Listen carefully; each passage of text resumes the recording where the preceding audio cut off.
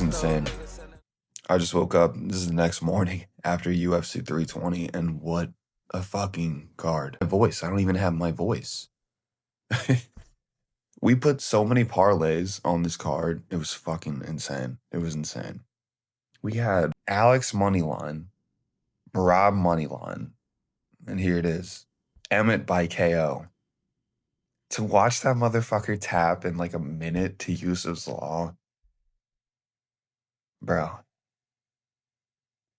is my fault. My fault for betting on Josh Emmett, right? My fault. He's 40. I should have known that. I should have known the guy was 40.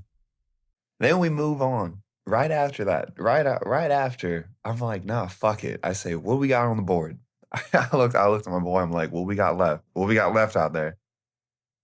We put on all money lines at that point. Jiri, Sandhagen, and Ankh. And this is crazy.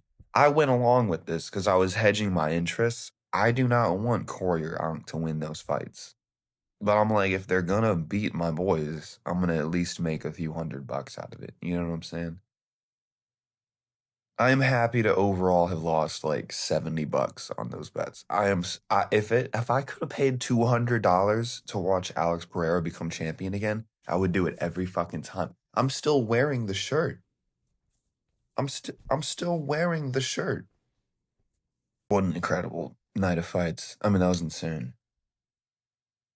Jiri and Khalil was absolutely incredible. I was watching the first two rounds. I don't know what you guys thought, but Yuri's legs looked like they were falling out. He looked like he could not get a footing. I think with specifically his right leg.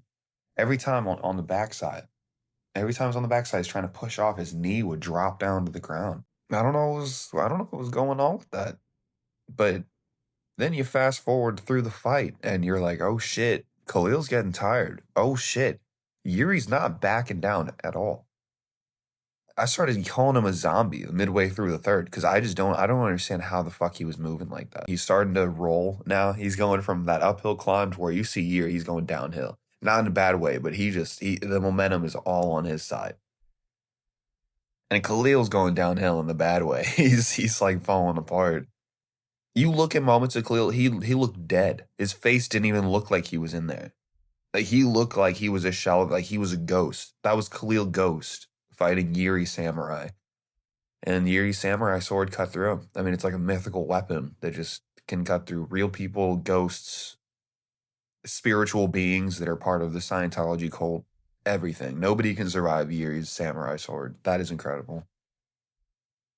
And going into the Corey Merab fight, I thought the Corey might be the guy. I was worried because I love Merab and I wanted Merab to win, but I was worried that he might be the guy. He might be the guy. It might be him.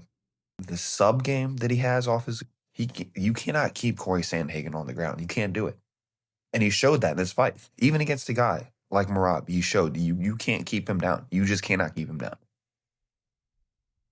And I saw it coming, but what I didn't see coming was Merab putting 4 pieces on him. That I did not see coming. When Merab was saying earlier, I remember he said, I'll put it in here if I remember, but I think he said something about he wanted to show off his new combos. Absolutely. Like I think I'm opening up. Before I was very focused for win. Now I focus for enjoy and just more showing and more opening up. And that's why I was saying, because watch out my striking, I'm gonna knock him out, because that was like I wanted to like make this happen. Almost I did, but I still go back to wrestling. I wish I keep it striking, but it's. What the fuck do you do with this?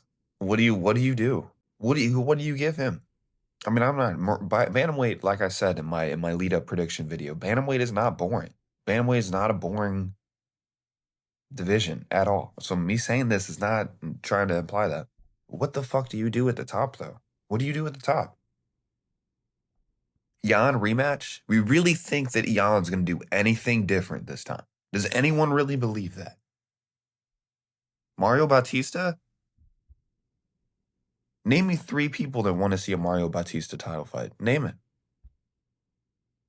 I'll wait. I'll sit here and wait, bro. Pause the video. Go find them. You won't. That's the thing. We could have him fight fucking John Jones if he wants to come back to the White House and fight Merab. I'd be whatever. Maybe Merab has a shot. I don't know. Probably not, but maybe. That was just incredible, man.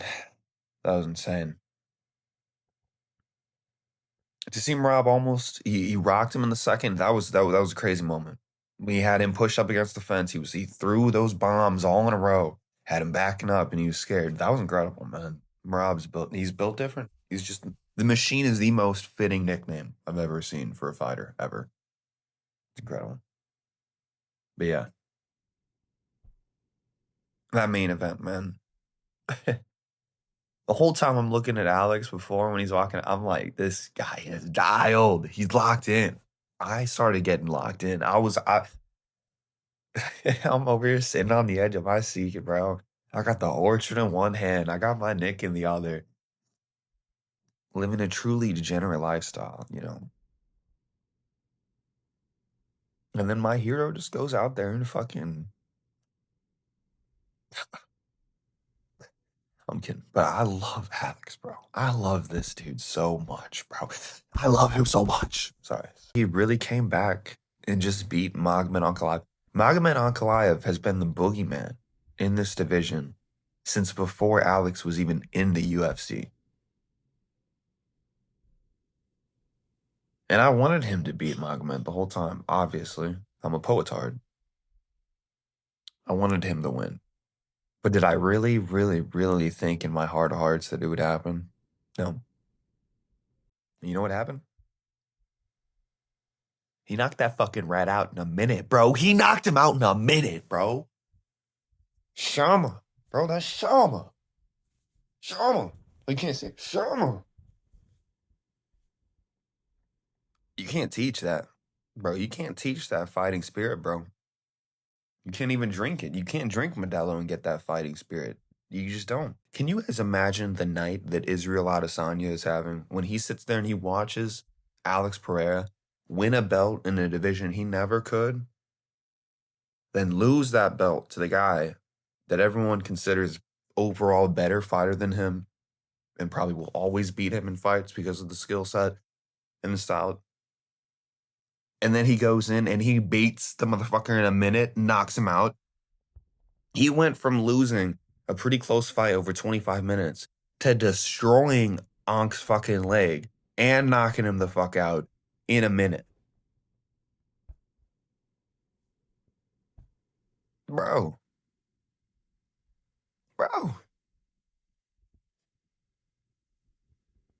Where do you get this in boxing? I mean, if you want to make the MMA and boxing discussion, because people kind of it's always going to be there. The comparison, it's always going to be there. MMA and boxing, they're not the same. Obviously, we all know that. But they're both combat sports, and people are always going to compare them. You never see this in boxing. You never see moments like this in boxing. You just don't see it. It doesn't happen.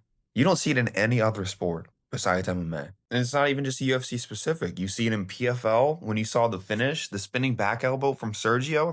That was incredible. The way Sergio Pettis finished Magomedov, that was incredible, man. My favorite part is he spins, hits him with the elbow, and then he ducks. He's like, my favorite part. Meanwhile, he's knocked the fuck out. He's like, hold up. No, bro, don't worry. Turn around, hit him with that super necessary, bro. This sport is different.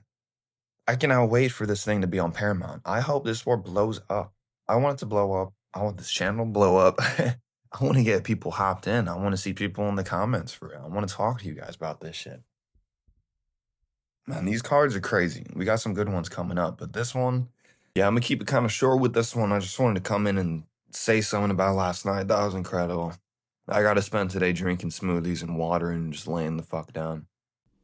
Shama.